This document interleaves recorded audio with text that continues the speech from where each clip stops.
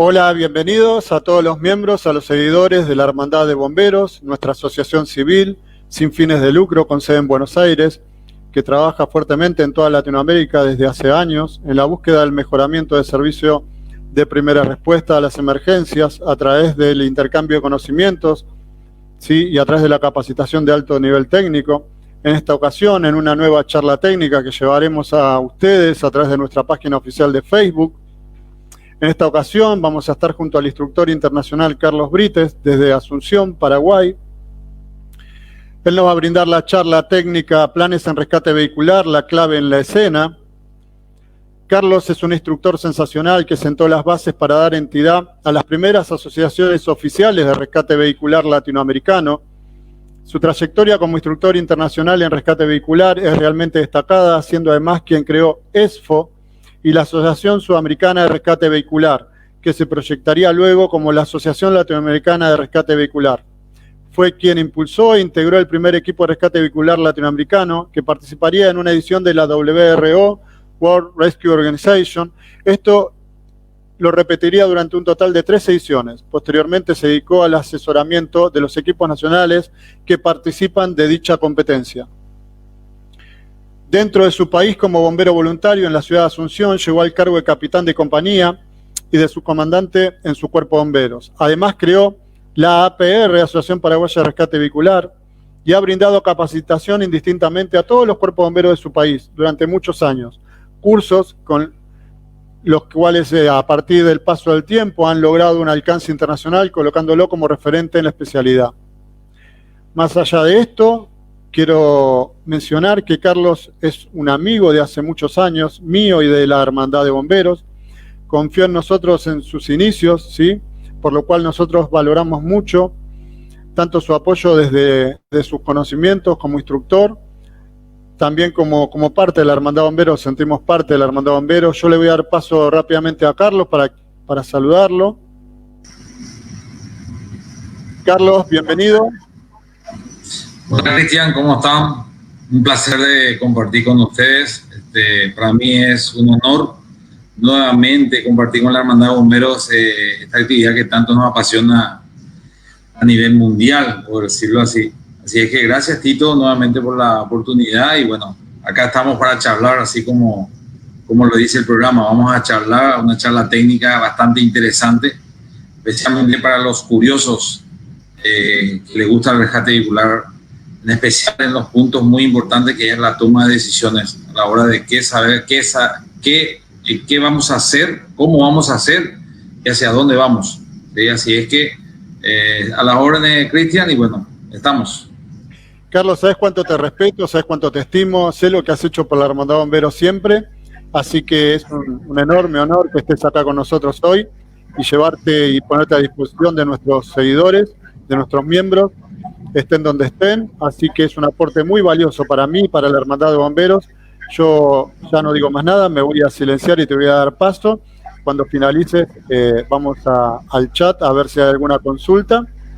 Así que bueno, no vas a apoyarte en ninguna imagen, ningún video, es la primera vez que lo vamos a hacer, pero confío que va a salir todo bien. Te agradezco porque sé que andás siempre con una agenda muy, muy apretada y a las corridas, así que sé lo que vale tu tiempo acá, espero que te sientas cómodo, que sea la primera de varias, que no sea la última y podamos seguir contando con tu presencia. Así que, Carlos, podés comenzar. Bien. Gracias, Cristian.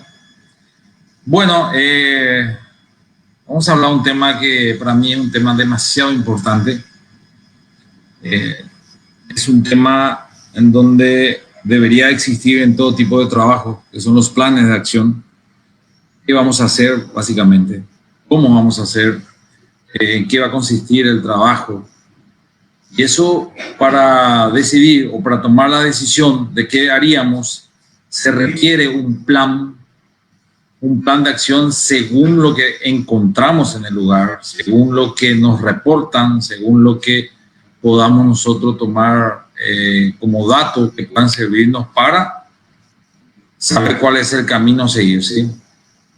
Pero antes de eso existen varias cosas a tener en cuenta en un escenario de rescate vehicular. En primer lugar, la seguridad en la escena es algo que muchos de los colegas alrededor del mundo se le va inculcando de capacitación en capacitación, de que la seguridad es la prioridad en cualquier tipo de escenario, ¿sí? Por más que sea un escenario simple, por más que sea un escenario que creemos que podría estar controlado, tendríamos que cambiar eso y tener en cuenta de esperar lo inesperado, ¿sí? Tenemos que actuar mucho en proactividad, tenemos que pensar siempre en que podría suceder algo, ¿sí? Esto va a mantenernos siempre en alerta y va a permitir volver a casa y estar listo para el siguiente servicio. Existen, a nivel mundial, existen muchos datos, muchos casos de accidentes ocurridos durante una intervención. Según la NFPA, en un dato recogido de varios años atrás, el 17% de los paramédicos que fallecían en acto de servicio eran en accidentes de tránsito, o sea, eran arrollados por otros vehículos que no han visto el escenario o no se ha protegido adecuadamente o faltaban las señalizaciones correspondientes. Entonces, esos tipos de circunstancias que se puedan presentar podemos prever y tendríamos que tener en cuenta siempre a la hora de llegar, a la hora de saber qué hacer como parte importante de una clave, ¿sí? Bueno, un rescate debe ser seguro para todos. Eso justamente recién mencioné, pero la seguridad no va solamente en lo que evitar accidentes, sino que también debe ser segura con respecto a lo que vamos a hacer, ¿sí? No hagamos un plan o no pensemos en un plan que sea imposible o un plan demasiado ambicioso, ¿sí? Así es que debe ser segura como para nosotros, como para la víctima, como para nosotros. O sea, que hagamos algo, en primer lugar, algo que ya hemos hecho. O sea, no intenten hacer una técnica que nunca lo han practicado. Recuerden, gente, hay vidas en nuestras manos, no podemos nosotros estar practicando con una persona que está por perder la vida. Eso sería negligente, sería una impericia intentar hacer una maniobra si no sabemos qué resultado puede tener. Así es que es muy importante tener en cuenta que debe ser segura para todo lo que nosotros podamos hacer, ¿sí? Debe ser adecuada a las necesidades de la víctima, o sea que hagamos lo que la víctima necesita. Lo que siempre yo digo en los entrenamientos es que el que manda en un servicio no es el jefe del servicio, no es el médico, no es el paramédico, sino el que manda es la víctima, el que manda es el paciente. O sea que hagamos los procedimientos según las necesidades de la víctima, según lo que la víctima está reclamando. No podemos nosotros hacer cosas que el paciente no necesita. Estamos, por ejemplo, al hablar del punto de vista de técnica de explicación, no podemos nosotros estar intentando abrir una puerta que no es necesario abrir esa puerta, siendo que el paciente sale por la otra puerta, ¿me entienden? Entonces, no podemos nosotros estar intentando buscar un lujo en técnica, siendo que el paciente se está muriendo. Así es que, a tener en cuenta, adecuar las necesidades, carente de acciones innecesarias e ineficaces. No perdamos tiempo, gente, en hacer cosas que pueden hacer perder mucho tiempo y el paciente está grave, ¿ok? Así es que el que manda en un servicio es el paciente. Es decir, a tener en cuenta, en primer lugar, la seguridad que estamos mencionando, en segundo lugar, las necesidades del paciente, ¿sí? Todos estos datos que voy mencionando, esto va a llegar al plan efectivo, a qué hacer. Importante dentro de la seguridad que sea rápido y no precipitado. Eso significaría que no hagamos rápido, pero no a las apuradas, porque muchas veces al hacer a las apuradas podríamos hacer mal algo. Por ejemplo, hacer una maniobra de forzado de una puerta y no tengamos en cuenta la protección al paciente, no tengamos en cuenta la cobertura al paciente, la protección dura al paciente, por el hecho de estar precipitados en el servicio. O sea que a tener en cuenta que estamos apurados, obviamente, pero controladamente, ¿sí? A tener en cuenta. Y sobre todas las cosas, que sea un servicio ordenado. Un servicio desordenado, no va a haber un control, el mando va a perder el control del servicio y eso significaría que podríamos estar desbordándonos y perder el control total de lo que está sucediendo. O sea que hagamos de forma ordenada. Eso significa, si existe un protocolo, respetemos los protocolos de tal forma de que el servicio tenga el resultado que estamos deseando, ¿sí? Si es que ordenada, evitando sobre todo las cosas que podamos provocar algún tipo de accidente durante el servicio. Muy importante, tiene que existir un equilibrio entre lo que es el mando, lo que es la coordinación del servicio y las pautas claras en seguir. O sea que si vamos a decidir un plan, que sea claro, que todo el equipo entienda. No podamos creer que el compañero está entendiendo lo que yo estoy queriendo, ¿sí? A pesar de que existen muchos equipos, muchas guardias, los bomberos que se entienden mucho, y en ocasiones ya por gestos o simplemente por mucho entrenamiento que tienen, ya saben cuál es el plan adecuado, ¿sí? Pero de igual manera, el mando tiene la responsabilidad de dejar bien en claro qué quiero, ¿sí? Así es que eso debe manejar todo el plantel del equipo, o sea, toda la tripulación, toda la unidad de intervención, de saber cuáles son las pautas a seguir. Eso significaría desde la persona con menos responsabilidad en el servicio y hasta lo más responsable en el servicio. Así es que tengamos en cuenta las pautas bien claras, ¿sí? Es muy importante que exista siempre en una intervención un líder, un jefe, un mando, como quieran llamarlo. Tiene que existir una cabeza. Una cabeza va a permitirnos saber qué decisiones al final tomarse. Porque puede existir varios planes. Puede existir que el equipo, que uno tenga un criterio, te diga, no, la mejor opción es esta, el otro te diga esto, el otro te diga esto. Entonces, alguien tiene que tomar la decisión y ahí cae sobre el mando. Y la decisión tiene que tomarlo el mando con determinación y sin preocuparse, sin el temor de que su decisión sea errónea, ¿sí? Recuerden, gente, podemos equivocarnos, pero si al menos el error sea mínimo, es decir, que está basado en nuestro entrenamiento, podríamos corregir a medida que vamos desarrollando el procedimiento. Entonces, tengan en cuenta de que necesitamos a alguien que esté encabezando este servicio, ¿sí? Porque si no lo hubiera, todos harían por instinto el rescate, ¿sí? Imagínense dos unidades, dos equipos de intervención de diferentes cuarteles que se encuentran en el servicio y X cuartel tenga una idea y el otro cuartel tenga otra idea. No sé qué ocurriría con ese rescate, porque si hay una sola víctima y hay dos equipos y con la intención de hacer una cosa por otra, yo creo que eso va a ir mal. Va a ir mal, entonces tiene que haber un jefe jurisdiccional que tome la decisión. Vuelvo a reiterar, que puede ser un capitán, puede ser un comando, puede ser un oficial o, a su efecto, el más antiguo de la unidad que actúe como coordinador, ¿sí? En ocasiones, los más experimentados quieren tomar el rol de la función técnica, pero en ocasiones esa experiencia significa de que tomemos nosotros la decisión y encabecemos el rescate, ¿sí? Bueno, para que nosotros lleguemos a un plan, es muy importante la aproximación, el abordaje al servicio, ¿sí? ¿Qué se entiende por una aproximación? Es la primera opción a tener en cuenta, ¿sí? Es la segunda opción después en una intervención. ¿Por qué la segunda opción? ¿Cuál sería la primera opción?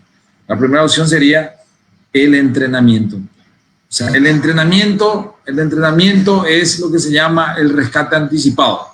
En la ciencia del rescate, el entrenamiento se cataloga como el rescate anticipado, ¿sí? Estamos hablando de estar preparado para una situación que se va a venir según nuestros entrenamientos.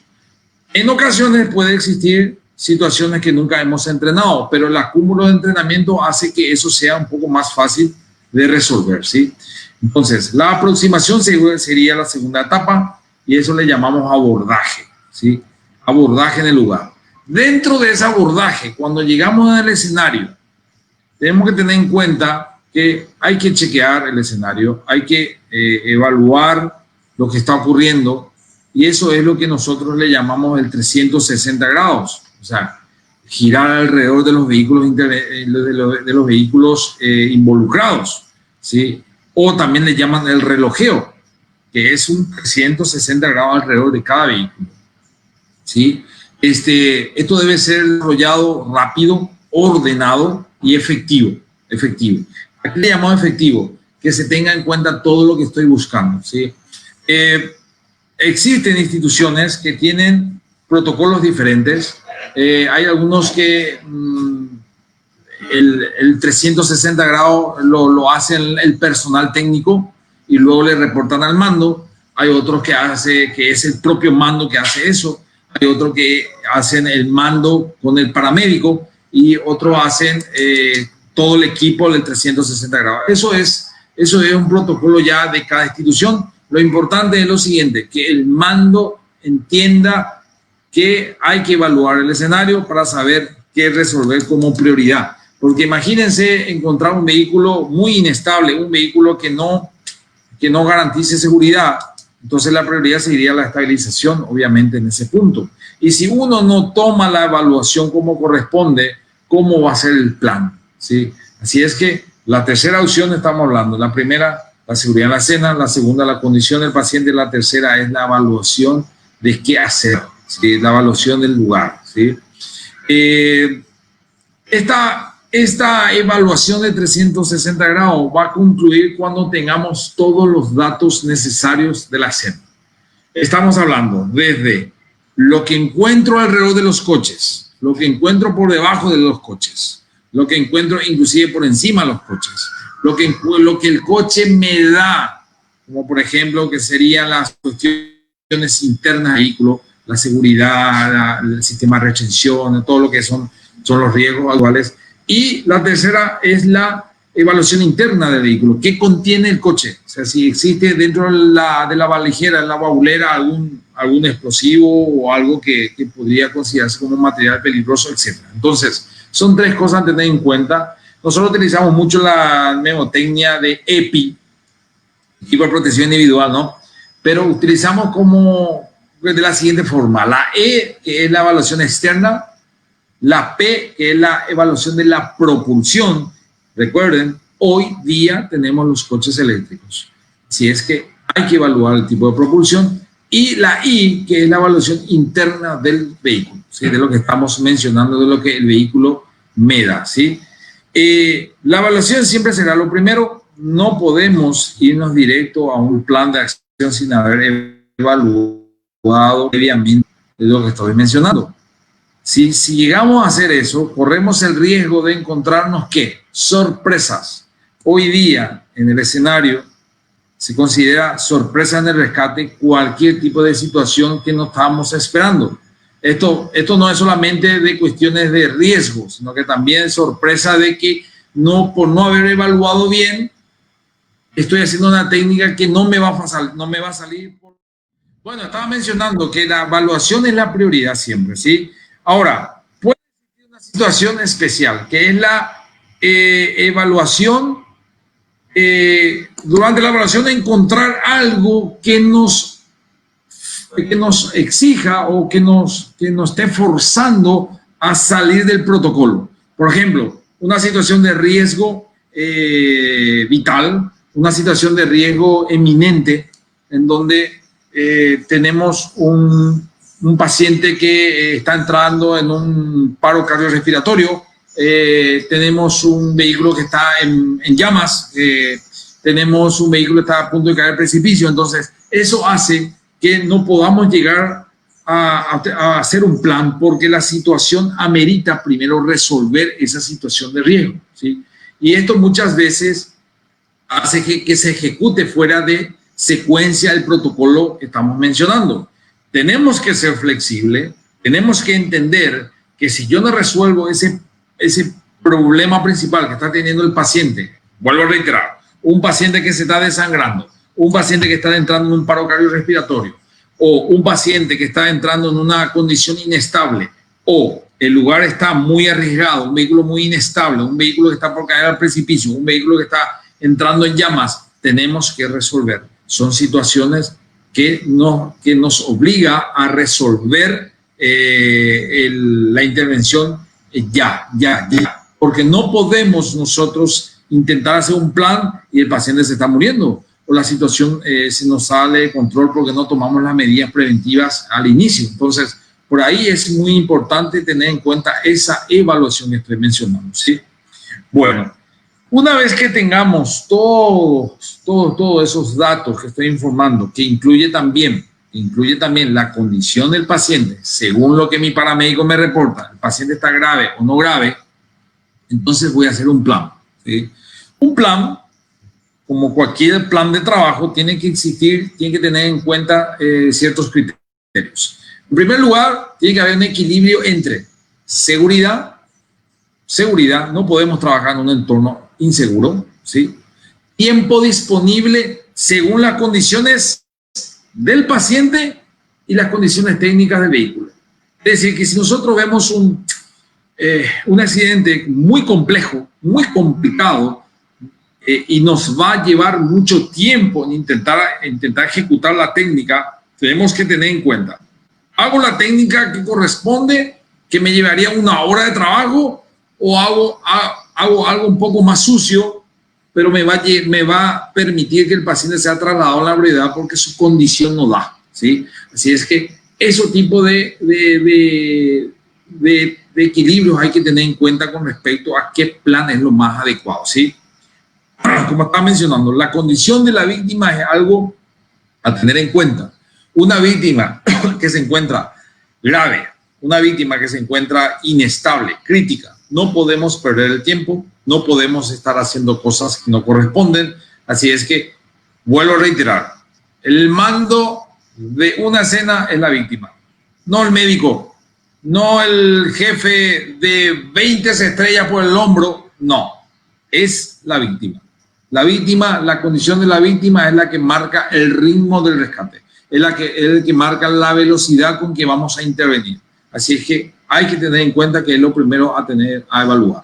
Otro punto muy importante que va a forzarnos a nosotros a salir un poco de secuencia, que casi se me pasa, perdón, es el nivel de atrapamiento. El nivel de atrapamiento va a permitir decir, liberemos primero para luego hacer el resto. ¿Por qué? Un paciente, por 2 motivos principales, un paciente que se encuentra atrapado físicamente, estructuralmente por el vehículo, está en una condición que le llamamos nosotros en área de peligro, ¿sí? Un paciente que está atrapado está en área de peligro. ¿Por qué? A los 5 minutos posteriores, si nosotros no liberamos a ese paciente, el vehículo puede empezar a incendiarse. Imagínense el paciente no esté liberado. Vamos a estar en una situación bastante comprometedora. Entonces, un paciente hay que liberarlo en la brevedad. Un paciente que está atrapado puede estar sufriendo de dolores, ¿sí? Alguien que se te sube sobre el muslo, yo le puedo asegurar, muchachos, que cualquiera de ustedes va a pedir que se levante esa persona porque no va a soportar el dolor que hay sobre la presión del muslo. Entonces, tengan en cuenta que cualquier estructura que está comprimiendo algún miembro del paciente tiene que ser liberado en la brevedad. Eso va a permitirnos controlar los sangrados que puede existir o algún tipo de otras situaciones, ¿sí? Entonces, liberar al paciente permite, por un lado, salir del área de peligro, por el otro lado, aliviar el dolor del paciente y por el otro lado, saber de que ese paciente ya puede comunicarse con un poquito menos de dolor con nosotros. Porque un paciente que se encuentra atrapado, por más que le quieran tranquilizar y se encuentra atrapado, le va a ignorar en muchas cosas porque lo que quiere es salir de ese atrapamiento. Entonces, es prioridad sobre todas las cosas. Y otro punto muy importante a la hora de tomar una decisión del plan es la comunicación que tiene que existir entre ¿quién? Entre el paramédico y el mando. Cuando el paramédico y el mando se comunican y puedan el paramédico transmitirle al mando de que esta es la condición de nuestro paciente, entonces el mando puede decir, bueno, hagamos este plan. Pero si no existe una comunicación entre el paramédico y su mando, vamos a estar en problemas. Vamos a estar en problemas porque el mando no puede hacer una técnica o un plan sin tener la condición de salud del paciente, ¿sí? Así es que es un punto muy importante a tener en cuenta. Ahora bien, ¿cuáles son los planes? Según lo que encuentro, según lo que estoy mencionando ahora. Tenemos 3 tipos de planes y empezaremos primero por lo más rápido. Un paciente grave, no está atrapado, pero está grave, está ya a punto de entrar en un paro cardíaco, por ejemplo. Entonces tenemos que crear lo que se llama un plan de emergencia único, ¿sí? Erróneamente le llamamos plan B, pero eso se ha corregido, lo hemos corregido porque realmente el nombre correcto es plan de emergencia, un plan de emergencia único. Ese plan de emergencia único significa que es lo único que vamos a hacer por el paciente. Y al hablar de un plan de emergencia, estamos hablando de que se habilita un espacio mínimo necesario para la extracción. Va a ser una extracción no muy elegante, por decirlo así. Va a ser una extracción no muy adecuada probablemente. ¿Por qué? Porque la condición del paciente nos está obligando a eso. Entonces, un plan de emergencia único es abrir un solo boquete, una puerta, una ventana que permita la extracción del paciente en la brevedad, ¿sí? Y nada más que eso, ¿sí? ¿Por dónde? Puede ser por la ventana de atrás, puede ser por la ventana del lado, puede ser por el techo, todo dependiendo cuánto tiempo me va a llevar en hacer ese plan, ¿sí? Ahora bien, si el paciente se encuentra estable, digamos, entre comillas, se puede perder un poquito más de tiempo, tendríamos 2 planes. Por un lado, un plan de emergencia, y por el otro lado, el plan principal de trabajo, ¿sí? El plan de emergencia en un paciente estable es un plan que se ejecuta para que si el paciente o el ambiente, el entorno, se vuelva inestable, se ejecute ese plan, ¿sí? Entonces, el hecho de tener una ventanilla o una puerta abierta que permita ejecutar un plan de emergencia por si el paciente se descompense, se ejecuta. Por tanto, el plan de emergencia en un paciente estable es lo primero a realizar, ¿sí? Es lo primero a realizar. Normalmente el plan de emergencia, como el concepto lo dice, es el espacio mínimo suficiente para extraer a un paciente, ¿sí? Va a ser una extracción probablemente muy sucia, una extracción no muy controlada, una extracción probablemente no muy bien vista, ¿verdad? Por una visión técnica, por decirlo así, ¿sí? Pero es un plan que no significa que se va a ejecutar. Se va a ejecutar si es una acción que amerite ejecutar esa ruta, ¿sí? Ahora bien, siempre hablando del paciente estable. Ahora bien, luego tenemos el plan principal de trabajo. ¿Qué es el plan principal de trabajo? Es el plan con respecto a la técnica a ejecutar para la extracción del paciente. Estamos mencionando quitar el techo, abrir las puertas en su totalidad, plegar todo el techo para un lado, para el otro lado. O sea, que significa crear un mayor espacio para una extracción mucho más elegante. ¿Quién eso va a permitirnos? Vuelvo a reiterar, según la condición del paciente, según la seguridad del escenario y algo que nos permita hacer la extracción en tiempo y forma, ¿sí? Si durante el proceso de la ejecución del plan principal se presenta un empeoramiento del paciente, obviamente ejecutamos nuestro plan B ya hecho, ¿sí? Así es que, primero, el plan de emergencia, segundo, el plan principal, ¿sí? Y el plan principal es el trabajo en su totalidad, ¿sí? Entonces, tenemos 3 tipos de planes. El plan de emergencia único, cuando encontramos un paciente realmente grave, que solamente se ejecuta eso. Un plan de emergencia y un de trabajo principal, según el paciente se encuentre estable, ¿okay? Entonces, básicamente tenemos 3 tipos de planes que tenemos que decidir en cualquier escenario, ¿sí? Como les vuelvo a reiterar, una característica del plan de emergencia, la mayoría de la bibliografía coincide que es el espacio mínimo suficiente para extraer a un paciente según se instale un empeoramiento del paciente o una situación externa peligrosa, ¿sí? Se utiliza la vía más rápida, que puede ser una puerta, una ventanilla o crear un pequeño acceso según se pueda en la brevedad posible. Esto se recomienda que se ejecute en menos de 10 minutos, porque va a ser un plan, digamos, que nos permita ejecutarlo, ¿sí? Esto va a ser consensuado con el paramédico, porque el paramédico es la persona que va a saber el detalle médico, el detalle de la condición del paciente, ¿sí? No hagamos un plan y el paciente no está en condiciones para ejecutar ese plan, ¿me entienden? Por ejemplo, un paciente se le quiere extraer de un lado y justo de ese lado tiene el hueso del fémur expuesto. Así es que eso es algo que es muy importante tener en cuenta según la condición. Así es que tiene que haber un consenso entre el mando y el paramédico, ¿sí? Los técnicos operadores, el resto del equipo, el resto de los muchachos que tienen el equipo hidráulico en la mano, las herramientas a mano, la prioridad es ejecutar estos planes, ¿sí? Entonces, yo, si soy técnico, tengo que preguntarle a mi jefe, ¿cuál va a ser nuestro plan de emergencia? Y es lo primero que hay que hacer. Ahora, supongamos, se presentan, esto es un ejemplo, una opinión personal. Si se presentan dos equipos de intervención, supongamos el cuartel del barrio del sur y el cuartel del barrio del norte se encuentran en un accidente de tránsito. Llegan los dos casi al mismo tiempo, porque el accidente es más o menos centrado entre las dos instituciones. Bueno, lo ideal sería, bueno, ustedes hacen el plan B de emergencia, nosotros hacemos el plan principal de trabajo. Entonces, se instala lo que se llama el procedimiento de actividad simultánea, que es hacerlo todo al mismo tiempo. Obviamente, el plan de emergencia principal va a llevar más tiempo, porque es donde, digamos, se destaca más quitar las puertas, el techo, los asientos y un montón de cosas más, porque va a requerir más tiempo y va a requerir mayor espacio, ¿sí? Entonces, eso es distribución de trabajo, eso es coordinación de trabajo, pero si solamente estamos nosotros solos, primero por el plan de emergencia, luego por el plan principal, ¿sí? Ahora bien, el mando es el que va a decidir cuáles son las rutas, cuáles son los planes, ¿sí? Por qué vía se le va a extraer al paciente.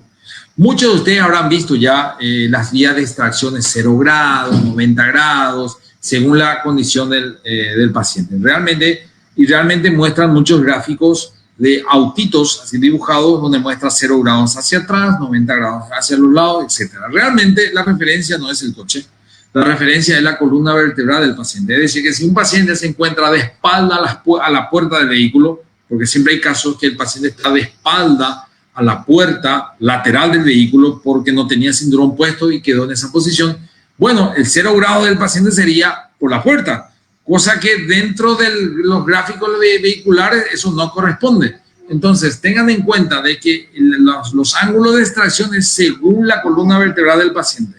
Por tanto, es muy importante que el mando evalúe hacia qué orientación tiene la columna vertebral si es que desea utilizar grados de extracción, que por lo normal también ya estamos dejando de usar porque existen muchas confusiones. Muchos están hablando, vamos a hacer una extracción 30 grados por el lado izquierdo y te sale uno, te dice, no, pero eso no es 30 grados, eso es 60 grados. Entonces empiezan las confusiones. Entonces, lo mejor sería por atrás, por los lados, ya sea el derecho o izquierdo o de forma oblicua, ¿ok? Porque lo importante es que se entienda y es lo que dijimos al principio, pautas claras en el plan, que todos se entiendan y que sea algo simple, que sea interpretado por todos y por cualquiera que esté en el lugar sin darnos muchas vueltas. Ahora, en un plan principal tenemos para los pacientes estables. ¿Qué son pacientes estables? Lesiones menores, lesiones que no conlleva una prioridad de traslado inmediato, pacientes que a la hora de una evaluación médica en el lugar se den cuenta de que el paciente, entre comillas, nos permite perder un poco más de tiempo, ¿sí? Y yo siempre le digo a los muchachos de los entrenamientos, cuando nos encontramos con este tipo de pacientes es lo que tenemos que tener en cuenta todos los detalles. Hasta el rescate debe ser hecho con un moño como regalo, ¿me entienden? ¿Por qué? Porque es un paciente estable, es un paciente que requiere todos los cuidados. No se puede permitir una lesión secundaria. Lesión secundaria es una lesión que se hace durante el rescate, para que no entendamos. No se puede permitir una lesión secundaria a un paciente que estaba estable.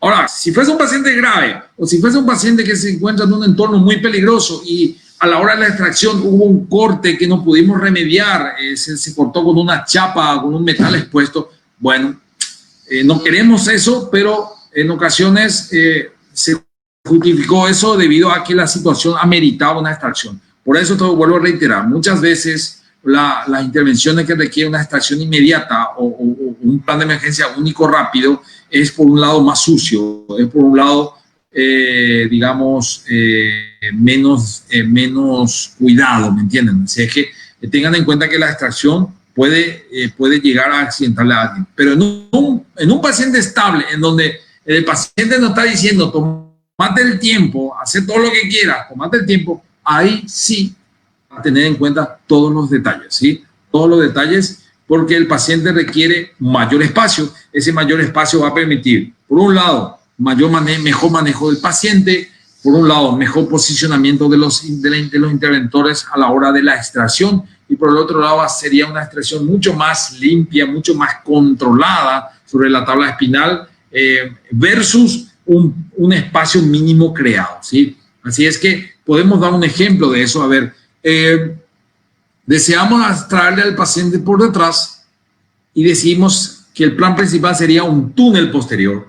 Túnel posterior se entiende como la extracción de del capó, de la baulera, el panel de los parlantes, la ventanilla, el respaldo del asiento de atrás, y queda como un túnel hueco que llega al paciente a la extracción, ¿sí? Eso sería, digamos, una extracción en un paciente estable como un plan principal, por ejemplo. ¿Y qué sería su plan de emergencia? Abrir la puerta de su lado, ¿sí?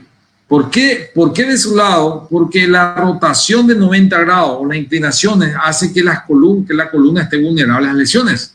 Entonces hay que cuidar eso, porque dijimos, evitemos lesiones secundarias en pacientes estables. No se puede permitir lesiones secundarias en pacientes estables. Esto estamos hablando no solo de lesiones exteriores, un corte como recién mencioné, sino que también lesiones internas que puedan a la larga traer problemas al paciente por descuido de los rescatistas. Yo no sé si los colegas en sus respectivos países han tenido problemas de estas cosas, pero tenemos que cuidarnos. Estamos expuestos, gente, en estas cuestiones y hay que cuidarse, ¿sí? Como mencioné, un espacio creado, un espacio que permita extraer al paciente, da mayor estabilidad a la hora del paciente, una mejor posición de todos los interventores, una mejor comodidad, un mejor agarre del paciente, más si es un paciente que es bastante con un sobrepeso o lo que sea, va dando mayor estabilidad. Y pensando siempre en el menor grado posible de extracción, ¿sí?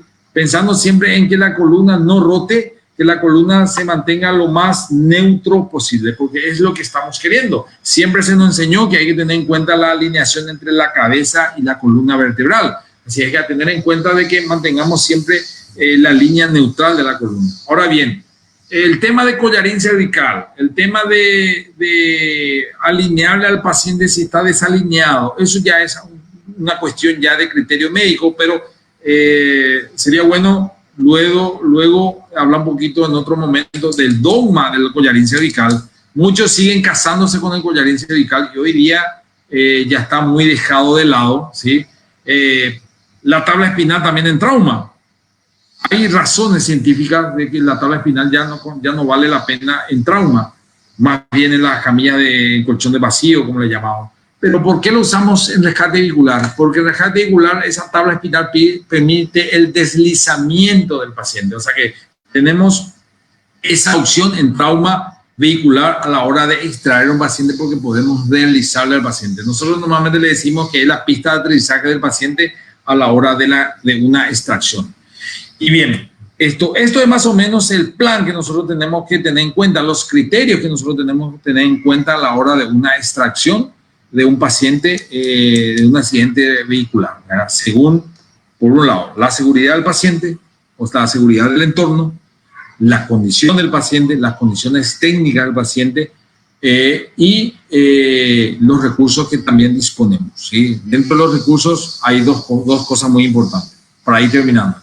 Por un lado, el recurso del personal capacitado y por el otro lado, el recurso de herramientas. O sea, no intentemos hacer un plan que no nos permita porque no tenemos esos dos recursos que estamos mencionando. No tenemos personal entrenado y no tenemos tampoco herramientas. Entonces, estamos en una situación un poco difícil porque nuestro plan que debería ejecutarse no se podrá ejecutar por el problema de esos dos puntos mencionados recientemente. Así es que esto es un plan de rescate. Muchos de ustedes se preguntarán, ¿pero en cuánto tiempo esto tengo que decidir? Bueno, se decide normalmente en menos de 4 minutos, es lo que se recomienda.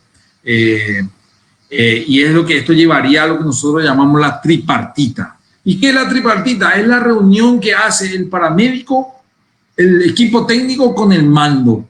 El consenso que hay de esos 3 pilares a decir, ¿qué hacemos? ¿Cómo vamos a hacer? Recuerden, gente, el mando tiene que escuchar sugerencias de todo el equipo, tiene que escuchar sugerencias del paramédico, tiene que escuchar sugerencias del equipo técnico. Recuerden, dentro del equipo técnico puede haber bomberos con mucha experiencia en rescate vehicular que pueden dar ideas a su mando que ya está viejito, que apenas ve, que ya está en la escuela antigua. Entonces le puede ayudar a decirle, che, Capi, hagamos esto, ¿sí? Se hace mejor de esta forma. Entonces el viejito bombero de muchos años ya de experiencia, lo que va a hacer es simplemente ordenar ese plan según la sugerencia del equipo más joven, entrenado y todo lo demás, ¿sí? Así es que eso va para los antiguos que por ahí están escuchando esta conversación.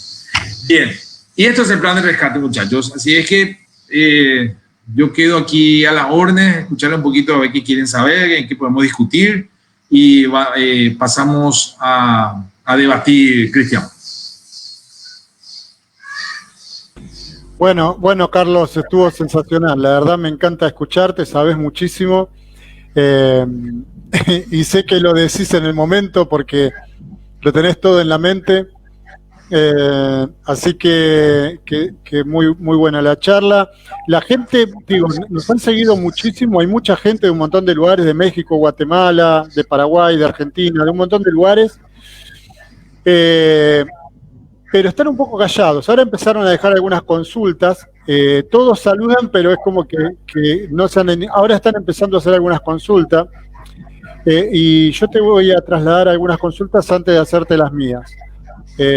Lo que sí te pido, bueno, un poco de brevedad. Lo sumo después, podés responderle en el chat a cada uno un poco más extensamente, pero la brevedad va a permitir que haya más consultas y más respuestas.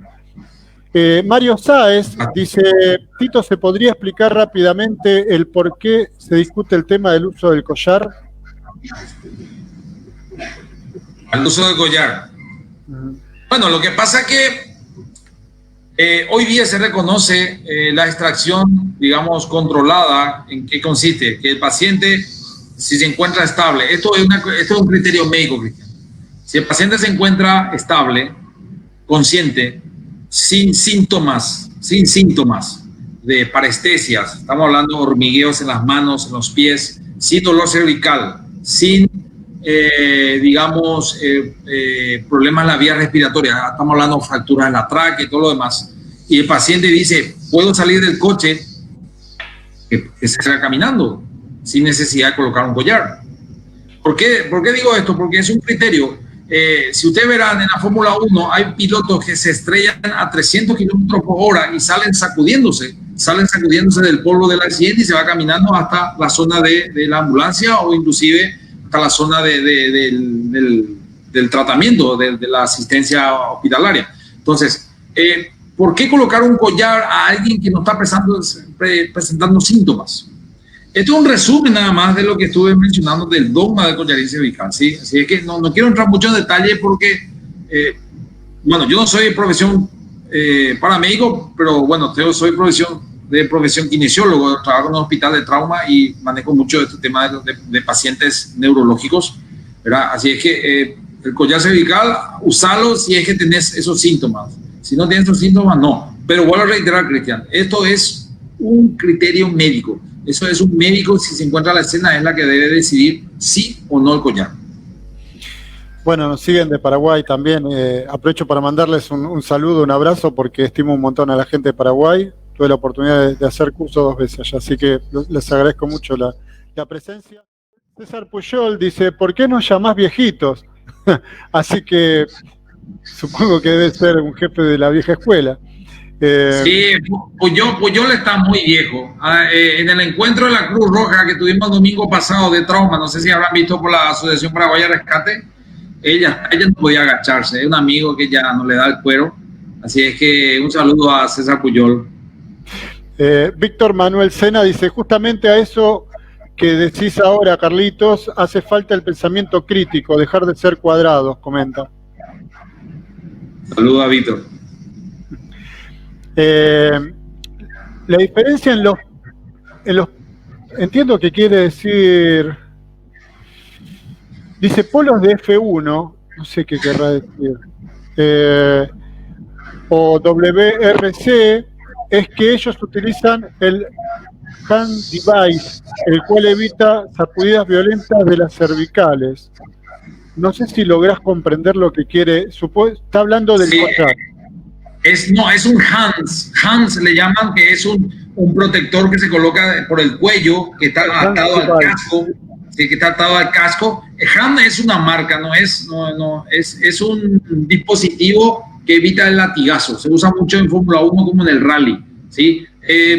Eso evita justamente las lesiones cervicales, pero en trauma muchas cosas ocurren. O sea que estamos hablando de lesiones que pueden ocurrir por una torsión violenta de un lado o para atrás. O sea que inclusive los arneses pueden soltarse, ¿por qué no?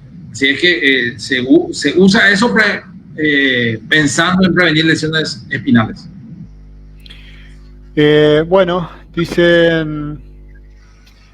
quiero encontrar un comentario dice, bueno, qué buena, Fernando Santillán, qué buena reflexión de los grados del vehículo en uno que lo tenía en cuenta. Muchas gracias por esta aclaración. Después, no sé, ¿querés comentar algo al respecto? No, claro, es porque resulta que estoy viendo varios artículos, inclusive varias capacitaciones que se están utilizando dibujos de los autos como referencia de los 0 grados o 90 grados o el grado que se quiera para la extracción del paciente. Y realmente no debería utilizarse el auto como una referencia. Se utiliza la columna vertebral, o sea, la orientación corporal del paciente. Si el paciente se encuentra de espalda, o como dije, si el paciente se encuentra de espalda a su asiento, hacia la puerta, bueno, el 0 grado del paciente sería la puerta, ¿me entienden? O sea que se tiene en cuenta la columna vertebral del paciente, no la referencia anatómica del coche, ¿ok? Vamos a tener en cuenta. Estamos teniendo varias intermitencias en la transmisión, espero que se pueda seguir porque la verdad te digo, están lloviendo las consultas. Durante toda la charla no hubo una sola consulta y un montón de gente mirando. Y te digo, tenemos un montón de consultas.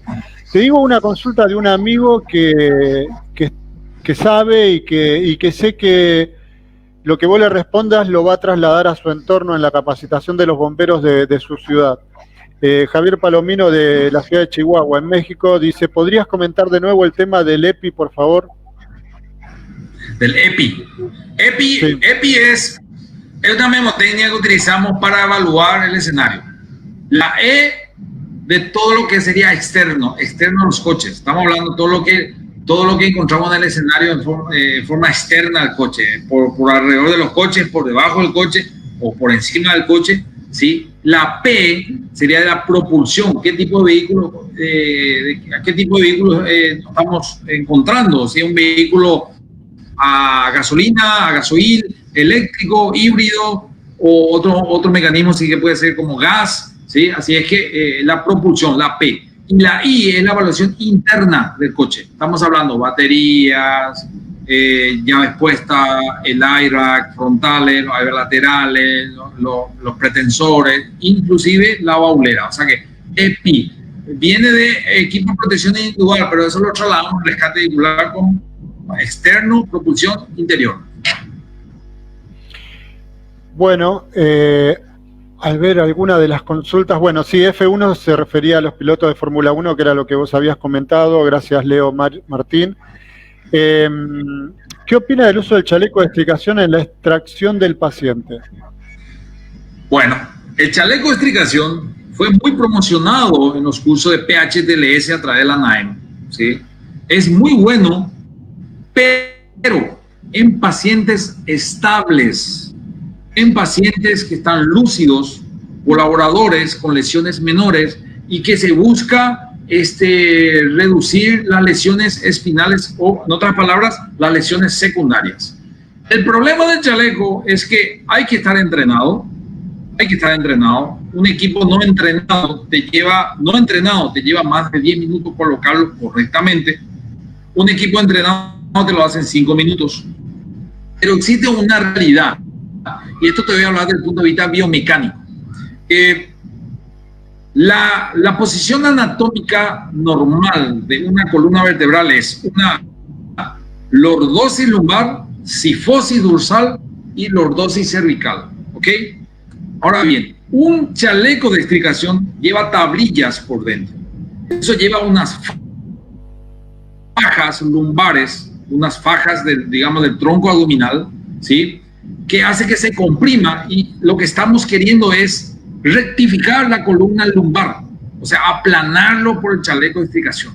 Eso pasa también en la zona cervical. Entonces, biomecánicamente está incorrecto, porque estamos forzando a una columna a adoptar una posición que no corresponde. Es por eso que los colchones en vacío es lo que se está utilizando más en el manejo de trauma, porque se acomoda según la posición que adoptó el paciente. Porque hay un principio de trauma que dice, se le trata en igual o en mejor condición, pero nunca en peor. Es decir, que si un paciente tiene una lesión lumbar por un latigazo que consiguió por el choque violento, no podemos nosotros estar rectificando una columna. Eso es contraproducente. Por tanto, hay que utilizar un relleno por debajo de la zona lumbar y un relleno por debajo de la zona cervical, como para utilizar un chaleco de extricación y pueda ser lo más cómodo posible, ¿sí? Así es que a tener en cuenta esto a la hora del chaleco de extricación. Vuelvo a reiterar, se utiliza en pacientes estables, nunca en pacientes críticos, porque no es la prioridad la extracción controlada en un paciente crítico, o al menos estando un paciente en una condición que pueda ser crítica. Bueno, es muy interesante que tenemos más gente en este momento que durante la charla, que ya era bastante. Y hay un montón de consultas. Bueno, María del Mar Loy dice, muy bueno el criterio del chaleco de extricación, gracias. Fernando Santillán, ¿es aconsejable usar tablas cortas o medias tablas para reemplazar el chaleco en pacientes que no lo necesiten? La tabla corta tiene una función de sostén. Si yo pretendo hacer una extracción por detrás al paciente, obviamente tengo que hacer dos cosas.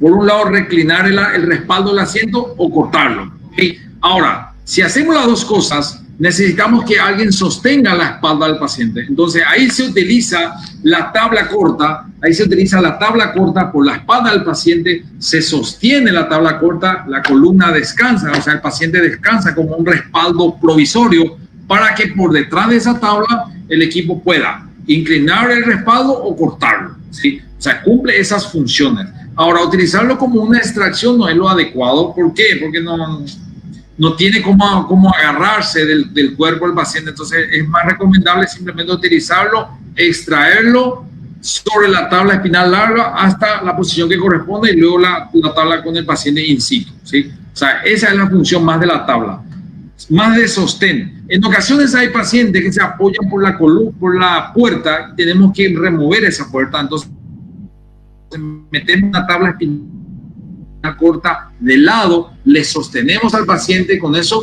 y mientras eso quitamos la puerta de tal forma que el paciente no caiga, ¿sí? Bueno, se está entrecortando un poquito. ¿Ahí me escuchás, Carlos? Sí, ¿no? Perfecto. César Puyol dejó unos comentarios interesantes que estoy volviendo para atrás para comentarlos.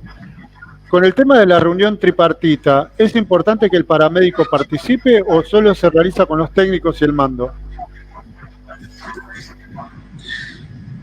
Depende del escenario, pero el mando tiene que tener el reporte del paramédico. No hay que hacer una tripartita sin el consentimiento del paramédico. O sea que el mando tiene que acercarse a su paramédico y decirle qué hacemos, qué querés. Y el paramédico le va a decir, hagamos esto. Entonces ahí el mando puede volver a hacer una tripartita sin el paramédico. O a su efecto, acercarse todo el equipo donde está el paramédico y decir, pero ahí sería el problema que el paciente estaría muy cerca, podría estar escuchando algunos criterios que de repente el paciente no quiera, por ejemplo, no me corten el coche, ¿me entienden? Porque es algo que suele suceder con la gente que se accidenta. Así es que puede no estar en la tripartita, pero el mando debe tener el reporte previo del paramédico. Bueno, Héctor Backdraft Tovar, ¿qué recomendaciones das para los nuevos vehículos que están entrando, los híbridos o totalmente eléctricos?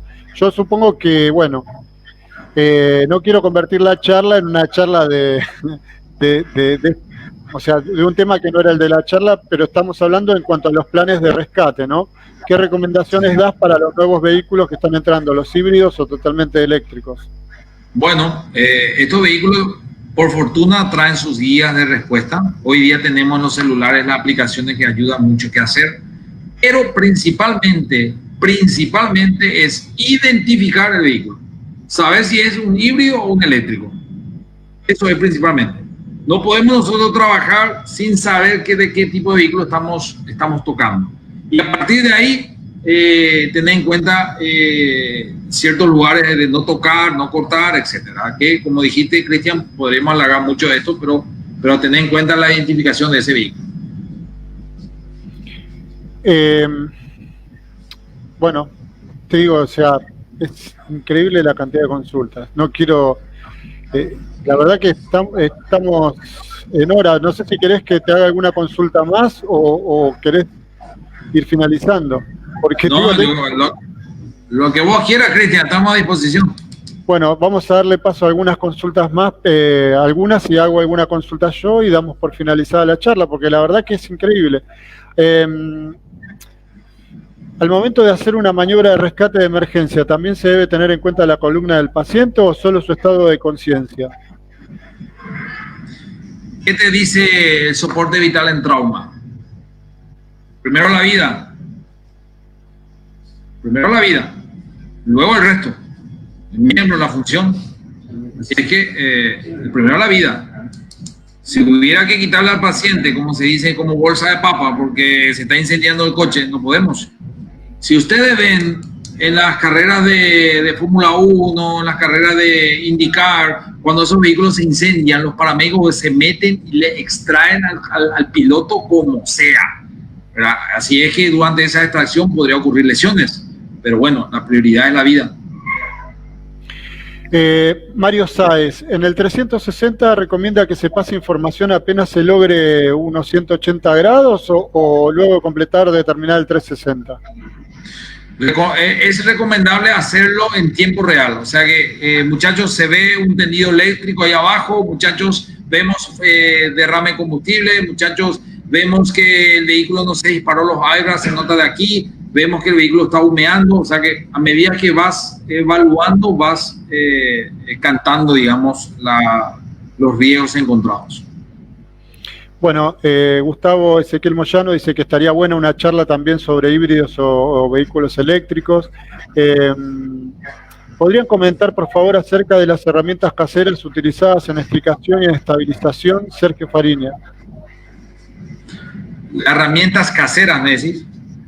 ¿Podrían comentar, por favor, acerca de las herramientas caseras utilizadas en explicación y estabilización?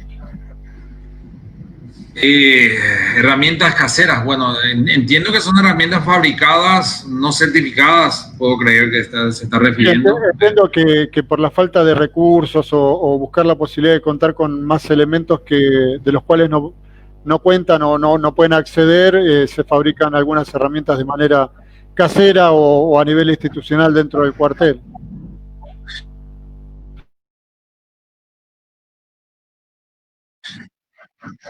Bueno, lo que estén fabricadas con al menos un criterio. Lo más importante es que estén fabricadas con criterio de certificación, o sea que estén lo más aproximados a las certificaciones, porque las herramientas en bomberos son herramientas homologadas, certificadas en seguridad que puedan funcionar y no causar accidentes. ¿Durante el 360 ya se van controlando los riesgos encontrados o se concentran en el contacto con la víctima?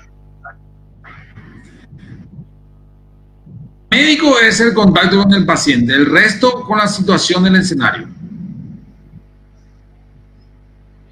Sí, se cortó, se entrecortó, Carlos, un poco.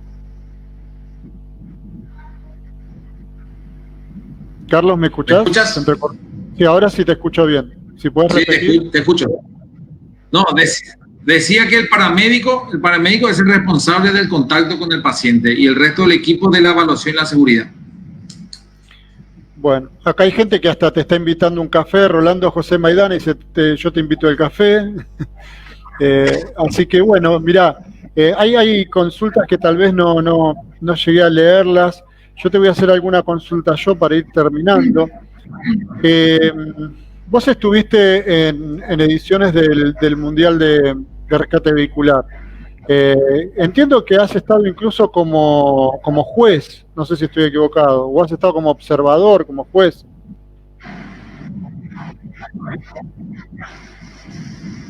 ¿Sí? ¿Me escuchás, Carlos? Sí. Ahí se hoy día, sí, sí. No, estaba preguntando si estuve como asesor, como juez.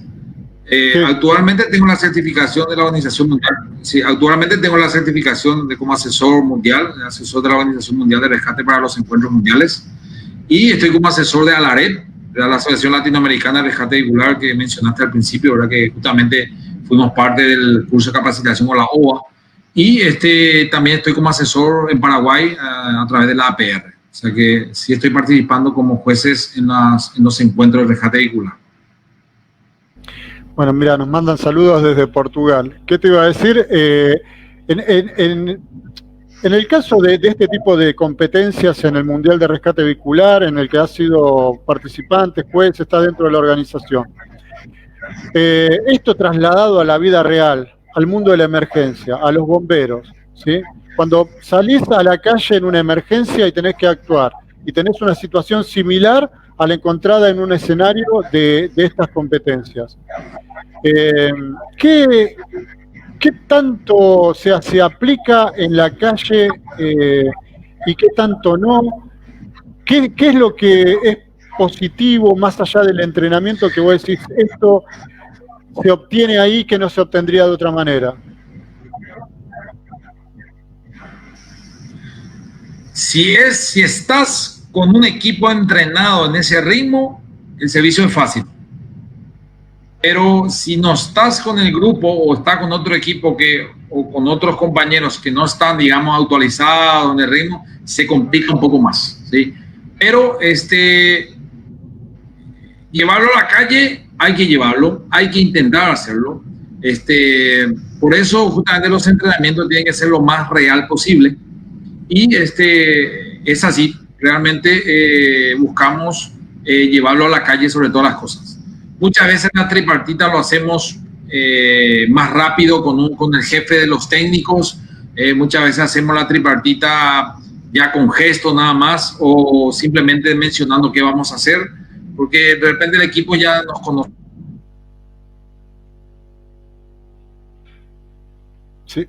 Ya sabemos, venimos entrenando. Así es que es aplicable en la calle totalmente. Además, si existen maniobras de rescate en los encuentros mundiales, nacionales e internacionales de 10 minutos ejecutables, bueno, más que sobra si realmente se puede aplicar eso en la calle. Bueno, Carlos, la gente te manda saludos, agradece muchísimo. La verdad que unos comentarios muy positivos de Paraguay, de Colombia, de toda la Argentina, te digo, de un montón de lugares. Así que, bueno, ya para finalizar, Carlos, yo te quiero agradecer de corazón la posibilidad de contar con vos hoy en esta charla técnica, que la verdad fue un lujo. Yo, sabés que más allá de que somos amigos o que hablamos hace mucho tiempo de un montón de cosas, yo te admiro tu trayectoria. Sé que has posicionado un poco a la especialidad latinoamericana en el mundo en eventos internacionales. Siguen llegando consultas. Después, si podés entrar al chat, estaría bueno para que respondas, porque hay un montón. Carlos, yo para despedirte te dejo alguna palabra de saludo a la gente, despedida, pero sinceramente de corazón te agradezco que sigas confiando en la Hermandad de Bomberos. Gracias, Cristian, gracias nuevamente a vos y a toda la hermandad por la oportunidad. por confiar en mi persona. Y bueno, para concluir, como dije al principio, la primera fase de una intervención es el entrenamiento, el rescate anticipado. Así es que, muchachos, yo recomiendo a todos, entrenen en lo posible. Si no pueden entrenar con coches reales, al menos háganlo una vez al año. En otro tiempo entrenen en circunstancias reales a través de fotos, imágenes que puedan discutirlo, hagan debates y bueno, quiten sus conclusiones diciendo qué haríamos nosotros si estuviéramos ahí. Entonces, eso es una forma también de mantener el ritmo y estar entrenado, ¿sí? Y sobre todas las cosas, que los entrenamientos sean bajo presión. Cuando se tiene bajo presión, eso hace que la calle sea un poco más fácil y permite que todos veamos el escenario real con otros ojos, ¿sí? Así es que esa es mi conclusión, Cristian. Y bueno, agradecerte nuevamente por la oportunidad y estamos acá a las órdenes. Voy a tratar de contestar en el chat en lo que pueda y bueno, cualquier cosa me encuentran como Carbrick en el Face y bueno, así es que a las órdenes. Bueno, Carlos, te despido, mil gracias de nuevo y bueno, seguimos hablando después. Ojalá que podamos contar de nuevo con vos en estas charlas. Gracias, Carlos, que pases una linda noche y que descanses. Gracias a ustedes, un saludo desde Paraguay. Bueno, como dije, realmente admiro su trayectoria, lo respeto muchísimo a Carlos. Gracias por todos los comentarios que nos dejaron, por las consultas, algunas fueron muy técnicas, muy interesantes, que no se me hubiesen ni ocurrido. Sé que Carlos tiene el tiempo acotado, o sea, realmente llegó a las corridas para participar con nosotros en esta charla y realmente nos cedió mucho de su tiempo. Nos siguen llegando consultas, saludos, gracias a todos. Cada vez hay más gente la que nos acompaña en estas charlas técnicas. Estamos teniendo mucha gente de una variedad de lugares muy interesantes, gente que sabe mucho y gente que nos agradece porque realmente no tenía acceso a este tipo de instructores. Gracias y espero que participen en nuestras siguientes charlas. Vamos a estar anunciándolas en los próximos días. Les mando un fuerte abrazo, sin más que recordarles que nuestra Asociación Civil Sin Fines de Lucro tiene sede en Buenos Aires, pero trabaja fuertemente en toda Latinoamérica. Hemos visitado infinidad de países con formación, con capacitación de alto nivel técnico, que es nuestro fuerte. Con esta situación de la pandemia, estamos llevando estas charlas técnicas, intentando seguir llevando instructores, asesores nuestros a disposición de ustedes, seguir generando capacitación. Ojalá que podamos tener la oportunidad de seguir llevando cursos a distintos países. Y bueno, los veo en la próxima charla técnica. Les mando un fuerte abrazo a todos. Gracias por estar ahí siempre.